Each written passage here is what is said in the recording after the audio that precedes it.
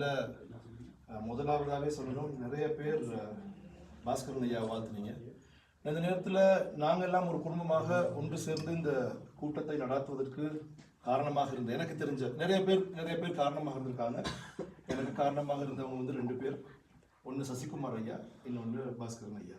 ஏன்னா நான் உங்கள்கிட்ட தான் முதல்ல நான் பேசினேன், நூறலியாவுக்கு வர சொல்லி, இந்த இடத்துக்கு வர சொல்லி நாங்கள் கொடுத்த கோரிக்கை நேற்று நான் சொன்னேன். உங்கள் மத்தியில் எனக்கு முன்னால் ஐயா உங்கள் பேர் எனக்கு ஆனந்தன் ராமசாமி, மரியாதைக்குரிய ஆனந்தன் அவர்கள் பேசும்போது சொன்னாங்க, இயற்கை வந்து எங்களை பிரிச்சிருக்கு அப்படின்னு சொல்லி சொன்னாங்க.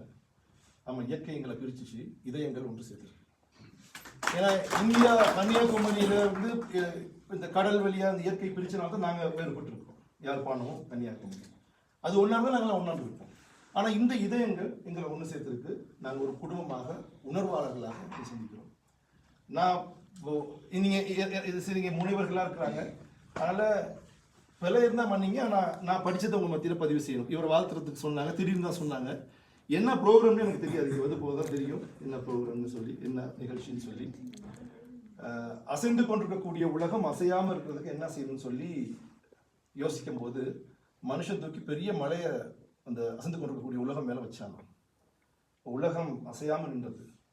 அப்போ மனுஷன் கேட்குறாங்க கடவுள்கிட்ட, இறைவா நீ படைச்ச படைப்புலேயே பெரியது வந்து இந்த சுற்றுகின்ற இந்த பூமியா உலகமா அப்படின்னு சொல்லும்போது, இல்லை இல்லை இல்லை, மலைகளை உடைத்தெறியக்கூடிய தன்மை இரும்புக்கு இருக்கின்றது. அப்ப திரும்ப மனுஷன் கேட்கிறான், அப்ப இறைவா உனது படைப்பிலே சிறந்தது இரும்பா அப்படின்னு. இல்லை இல்லை இல்லை, இரும்பை உருக்கக்கூடிய தன்மை நெருப்புக்கு இருக்கின்றது. அப்ப நீ படைச்ச படைப்பிலே சிறப்பானது நெருப்பா? இல்லை இல்லை, நெருப்பை அணைக்கக்கூடிய தன்மை நீருக்கு இருக்கின்றது. அப்ப நீ படைச்ச படைப்பிலே சிறப்பானது நீரா? இல்லை இல்லை இல்லை, நீரை திசை மாற்றக்கூடிய தன்மை காற்றுக்கு இருக்கிறது. அப்ப நீ படைச்ச படைப்பிலேயே சிறப்பானது காற்றா?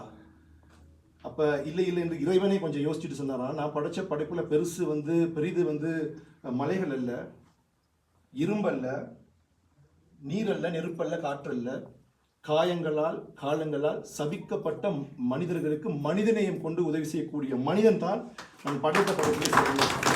நினைக்கிறேன் ஐயா கிட்ட அந்த மனிதநேயம் இருக்கிறதுனால தான் எனக்கு முன்னால் பேசிட்டு அத்தனை பேரும் மனிதநேய உணர்வுகளோடு இங்கே உங்க கருத்துக்களை பரிமாறிக்கிட்டீங்க. நாங்கள் யாரா வேணாலும் இருக்கலாம், தயவு செய்து என்னை ஒரு அரசியல்வாதியை பார்க்காதீங்க. அரசியல்வாதியை இங்கே வரவும் இல்லை. தமிழ் மொழி எங்கெங்கெல்லாம் பேசப்படுகிறதோ, ஏன்னா எங்களை பொறுத்தளவில் ஐயா உங்களுக்கு தெரியும், நுவரெலியாவில் குறிப்பாக இலங்கையிலுமே எந்த நேரமும் எங்களுக்கு இல்லை இல்லை என்று சொல்றதுக்கு நான் வரல. அதையும் தாண்டி சாதிச்சது பல விடயங்கள் இருக்கு. தமிழ் மொழி வந்து இங்க ஆட்சி மொழியாக இருந்தாலும் அது இன்னும்